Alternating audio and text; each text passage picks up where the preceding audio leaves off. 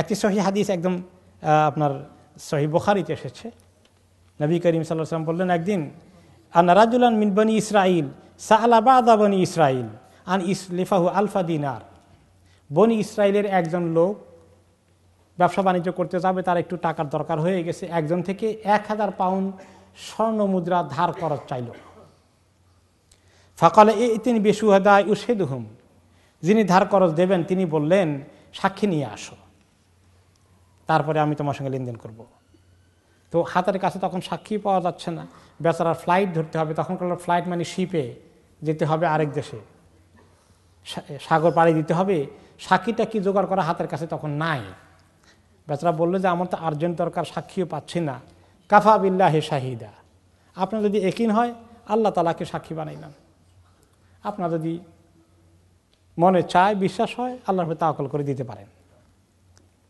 কলা তিনি বেকাফিল, কাছে কাছে সাক্ষী পাইলে না, কিন্তু আবার একজনকে তুমি কাফিল বানিয়ে নিয়ে আসো, অর্থাৎ যে তোমার এই তুমি দিতে না পারলে সে জিম্মাদারি নেবে, বা তুমি দিতে না চাইলে তোমাকে দিতে বাধ্য করবে, এরকম একজন ধরে নিয়ে আসো। আমি 1000 স্বর্ণ মুদ্রা দেব, আমার একটু তো সামান্য কিছু গ্যারান্টি দরকার। তখন বললো যে আমার এই সময়ের ভিতরে কাকে কনভিন্স করব জিম্মাদারি নিবে 1000 স্বর্ণ মুদ্রা, তাও তো পাচ্ছি না। কাফা বিল্লাহি কাফিলা, আমি আল্লাহকে কফিল বানিয়ে দিলাম।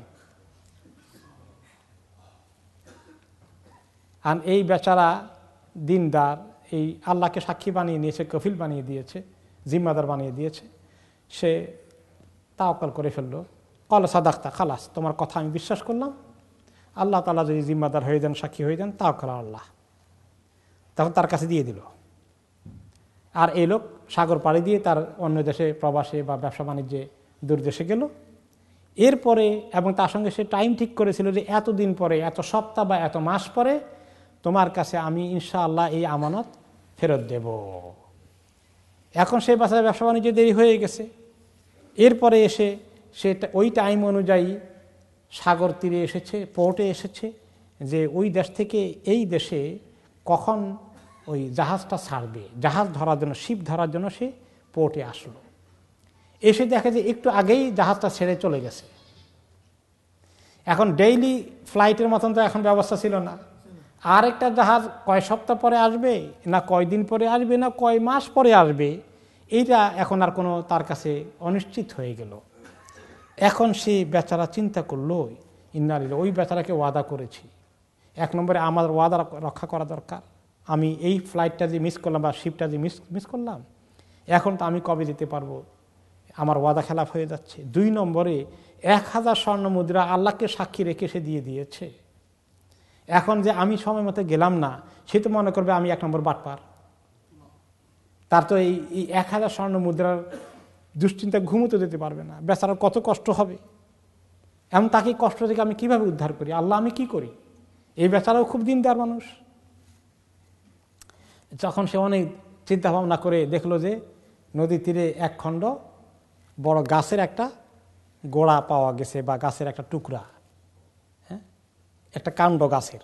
ওই যে আগে এরকম হতো না, বন্যাটা অনেক সময় গাছের টুকরা আসে নদী থেকে। আমার মনে হয় ছোটকাল নদীতে গোসল করতে গিয়ে এক টুকরা লাকড়ির মতো পেয়ে বাড়িতে নিয়ে এসছি, কুড়াল দিয়ে এটাকে লাকড়ি বানিয়েছি, এই হাদিসের সঙ্গে মিলবে।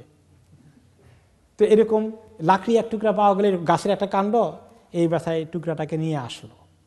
এসে একটু বড় সাইজের ছিল, মোটামুটি কুড়াল দিয়ে ছিদ্র করে ফেললো, এমনভাবে করে 1000 স্বর্ণ মুদ্রা তার মধ্যে ঢুকিয়ে দিল। আর একটা চিঠি লিখলো যে ভাই মালিক ভাই অমুক, আমি জাহাজ মিস করেছি, সময় মতো তোমার টাকা দেওয়ার কথা ছিল, কিন্তু জাহাজটা মিস করে আমি আর পেলাম না, আমার ওয়াদা খেলাফ হয়ে যাচ্ছে, আবার যেতে আমার অনেক সময় লেগে যাবে। এখন আমি আল্লাহ তাআলার কাছে 2 রাকাত নামাজ পড়ে দোয়া করে আমি এই গাছের মধ্যে তোমার স্বর্ণ মুদ্রা দিয়ে দিলাম। আমি আল্লাহর কাছে দোয়া করছি যে এই টুকরাটা যেন আল্লাহ তাআলা তোমার হাতে যে কোনো তরিকায় পৌঁছাই দেন, তুমি পেয়ে গেলে আমি জিম্মামুক্ত হয়ে যাব।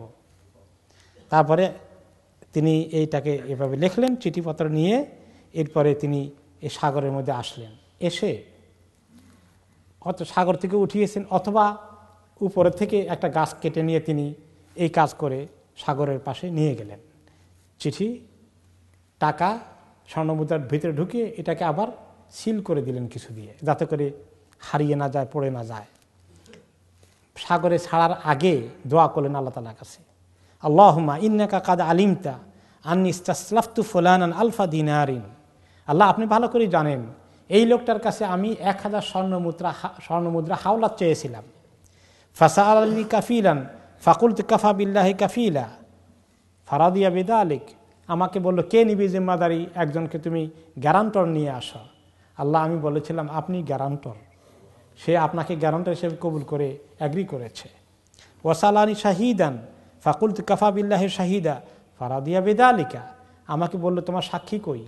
আমি বললাম, আমার সাক্ষী কেউ নাই, আমি আল্লাহকে সাক্ষী বানাচ্ছি। আল্লাহ তাতেও সে রাজি হয়ে গেল। ওয়াইনি কাদ জাহাদতু আন আজিদা মারকাবান আবআসু বিহা ইলাইহি বিল্লাযী আতানি ফালাম আজিদ মারকাবান। আল্লাহ, আপনি দেখলেন আমি দৌড়ে এসেছিলাম একটা নৌকা বা একটা জাহাজে উঠবো, যেটা আমাকে নিয়ে যাবে সময় মতো তার কাছে টাকাটা পৌঁছিয়ে দিতে। আমি তা পেলাম না, আমি চেষ্টা করলাম, মিস করে ফেললাম।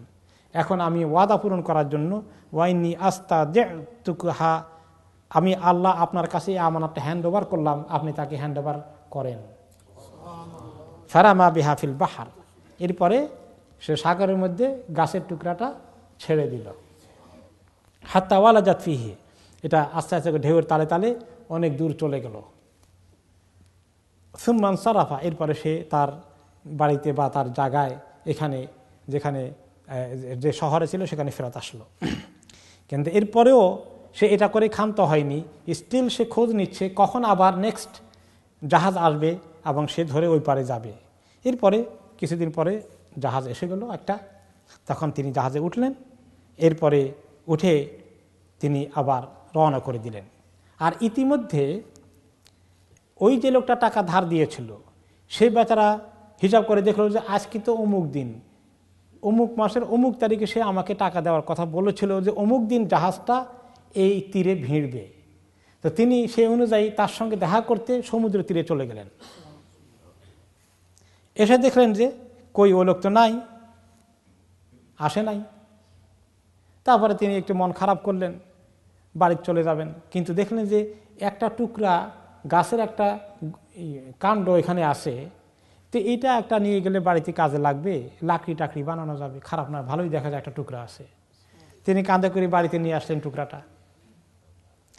তারপরে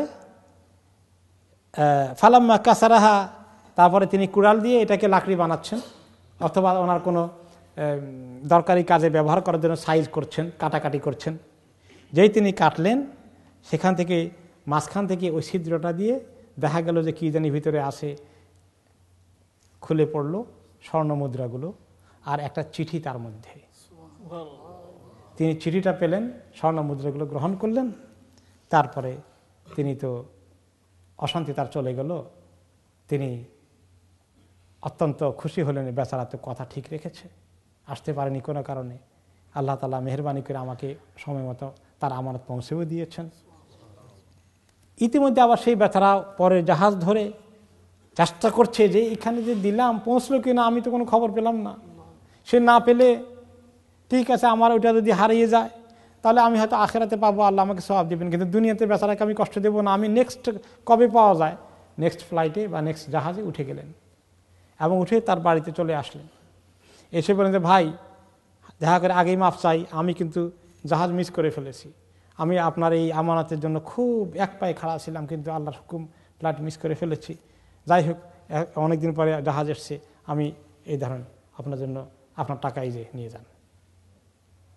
সে চিন্তাই করতে পারেন না যে টাকা পৌঁছে গেছে, মনে করছে ওটা কোথায় আছে, কী সমস্যা আল্লাহ ভালো জানে। মনকে বোঝানোর জন্য দিয়েছিলাম এমনি, আল্লাহর কাছে মুক্তি পাওয়ার জন্য, কিন্তু বান্দার হক তো রয়ে গেছে। এইভাবে যে চলে আসবে এরকম করে সে চিন্তাই করতে পারেনি। তখন সে বলে যে ভাই, তুমি না আমার কাছে পাঠিয়েছ। কেমনে পাঠিয়েছি? যে গাছের টুকরার ভিতরে তুমি পেয়ে গেছো সেটা? হ্যাঁ পেয়ে গেছি ভাই, তোমার এই টাকা তুমি নিয়ে যাও। সুবহানাল্লাহ।